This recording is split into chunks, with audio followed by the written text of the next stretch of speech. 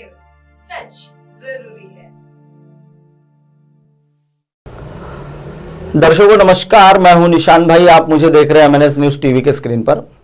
आज मैं आपको महाराष्ट्र राज्य के दो जिलों की खबर बताने वाला हूं। एक खबर है हमारी गढ़चिरोली जिले से आई हुई खबर है और एक खबर है हमारे पास गोंदिया जिले से। दोनों जिलों के बारे में मैं थोड़ा सा आपको एक भौगोलिक जानकारी दे देता हूं। गढ़चिरोली जिला जो है वह अति दुर्गम इलाका कहा जाता है, नक्सल प्रभावित जिला है, पूरा जिला ही नक्सल प्रभावित जिला है। और उस जिले में महाराष्ट्र गवर्नमेंट काफी बड़ी बड़ी योजनाएं चलाती है, फिर वहां सड़कें हो, शिक्षा हो और अन्य कई जो योजना है वह सारी चलते रहती हैं। लेकिन वह इलाका डेवलप होने की बजाय, वह जिले का विस्तार होने की बजाय या वहां के लोगों का रोजगार या बाकी चीजें सुधरने की बजाय वहां दिन ब दिन बिगड़ती जा रही है। और वो बिगड़ने की क्या वजह है वह सबसे पहले मैं आपको बता देता हूं। हाल ही में महाराष्ट्र सरकार जो है यहाँ आम जनता जो होती है, जो लोग होते हैं, जो गरीब दर्जे के लोग होते हैं, उन लोगों के लिए महाराष्ट्र सरकार और केंद्र की सरकार ने 2 रुपए किलो का चावल जो होता है, राशन का जो चावल होता है, वह मुहैया कराने के लिए एक योजना चलाई जाती है।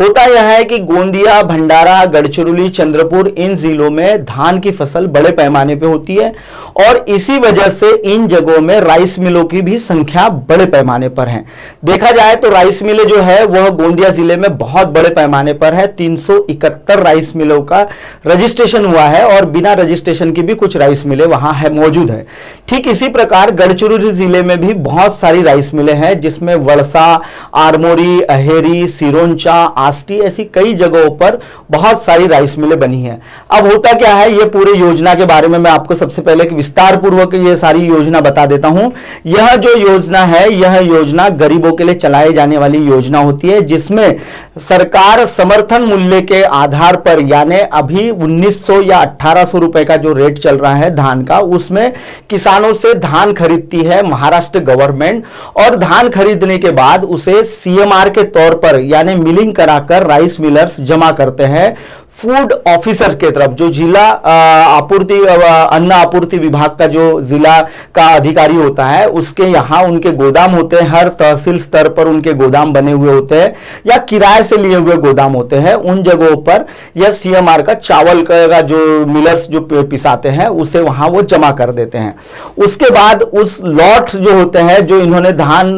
ले जाकर जो मिलिंग किया हुआ राइस मिलर्स ने रहता है, वह सारी चीजों को यह लोग एक क्वालिटी कंट्रोल अधिकारी को नियुक्त किया जाता है, जो क्यूसी होता है, जिसे फूड कॉर्पोरेशन ऑफ इंडिया, यह जो भारत सरकार की जो एक बड़ी संस्था है, उसके माध्यम से उसे ट्रेनिंग दी जाती है चावल के लॉट के क्वालिटी का एनालिसिस करने की, उसका विश्लेषण करने के लिए उसे बहुत बड़े पैमाने पर एक ट्रेनिंग का सेमिनार भी आयोजन किया जाता है, जहां यह क्यूसी पूरी तरीके से ट्रेनिंग लेते हैं। उसके बाद यह लॉटों की जो क्वालिटी की जांच होती है, यह वो केवल क्यूसी के ऊपर निर्भर होती है। अभी आप जो देख रहे हैं, यह जो गोदाम है, यह गोदाम गढ़चिरोली जिले के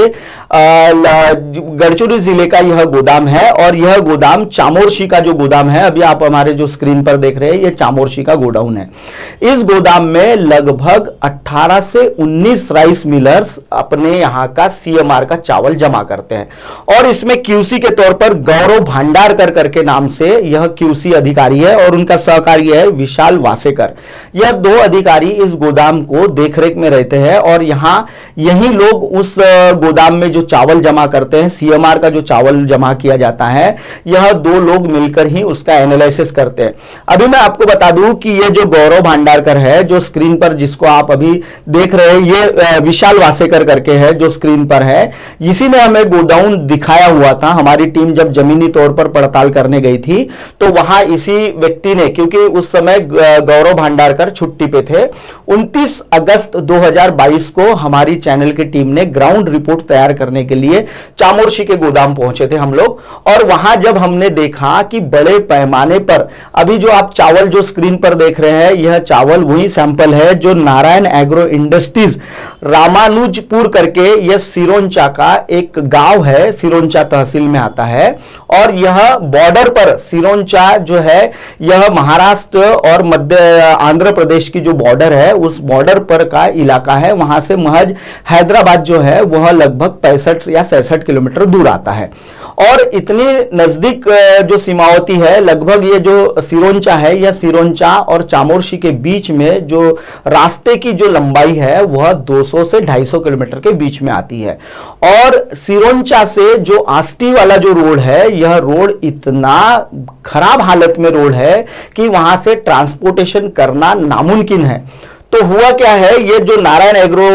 इंडस्ट्रीज है, इन्होंने क्या किया हुआ है कि इन्होंने रजिस्ट्रेशन तो कराया हुआ है, धान भी इन्होंने सरकारी गोदाम से उठाया हुआ है और अन्य तरीके से जो सरकार ने जैसे सोसाइटियों के माध्यम से धान लिया हुआ था तो उन्हें मिलिंग करने के लिए इन्होंने ले तो गए थे अपने यहां, लेकिन उसकी मिलिंग इन्होंने सिरोंचा में नहीं की और इन्होंने इधर उधर से ही चावल जो है राशन का, जो राशन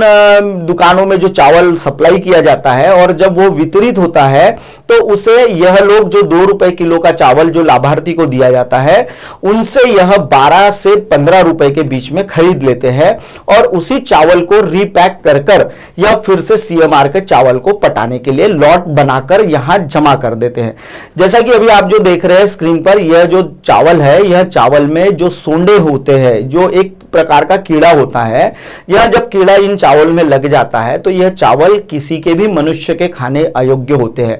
और होता यह है कि यह जो भंडारकर है, यह प्रति लाट 20,000 रुपए के हिसाब से यह अपनी कमीशन लेता है और उन लॉटों को पास कर देता है। उसके साथ ही साथ यह क्या बहुत सारे जो मामले हैं इसमें, अभी हमने जिलाधिकारी को भी इसकी एक लिखित शिकायत भिजवाई है, गढ़चिरौली के जो जिलाधिकारी है, इसके पहले भी हमने एक लिखित शिकायत भिजवाई थी कि राइस मिल मौजूद नहीं है करके। ठीक इसी प्रकार मैंने कई राइस मिलों को वहां का विजिट किया है जहां इनका सीएमआर का चावल जमा नहीं होता और सीएमआर का जो चावल इन्होंने बनाकर जो दिया है, बनाते नहीं है ये लोग, यह कहीं मार्केट से खरीदते हैं और इसके लिए भी एक दलाल की बहुत बड़ी यंत्रणा होती है। अभी जो आप ये जो पूरे गोदाम में जो लॉट देख रहे हैं, ये पूरे जो लॉट है ये सिरोंचा के नारायण एग्रो इंडस्ट्रीज के ही लॉट है। लगभग यहां 8 लॉट यहां मौजूद थे जब हम इसकी इंक्वायरी करने पहुंचे। 29 अगस्त 2022 को जो भंडारकर है, यह वहां नदारत होने के बावजूद वहां एफसीआई की जो हल्दर करके एफसीआई के जो वरिष्ठ विदर्भ के प्रमुख कहे जाते हैं, उन्होंने इस जगह के लिए एक टीम भेजी हुई थी और हल्दर ने बिना नारायण एग्रो इंडस्ट्रीज का सैंपल लिए हुए दूसरे जो लॉट पड़े हैं वहां हनुमान राइस मिल हो गए या अन्य जो राइस मिल है, उन लोगों के उन्होंने लॉटों को वहां से सैंपल लिया और उन्होंने जो नारायण एग्रो इंडस्ट्रीज है, इनका उन्होंने कोई भी सैंपल नहीं लिया है। यह ऑथेंटिक जानकारी हमें जो वासेकर करके है, जो क्यूसी का असिस्टेंट होता है, उसने हमें यह जानकारी पूरी मुहैया कराई थी। साथ ही साथ मैं आपको बता दूं कि ये जो भंडारकर है, इसने करोड़ों रुपए की संपत्ति इकट्ठा की हुई है। जब हमने फूड कारपोरेशन में इसकी बात भी की है, जब हमने यहाँ का जो अधिकारी है उनसे भी हमारी फोन पर चर्चा हुई है, तो उन्होंने हमें कहा है, आश्वासित किया था हमें उन्होंने कि जो जिला डीएसओ जो होते हैं, उन्होंने हमें आश्वासित किया था कि मैं तत्काल यह पूरे मामले की गंभीरता से खुद पर्सनली जाकर जांच करूंगा।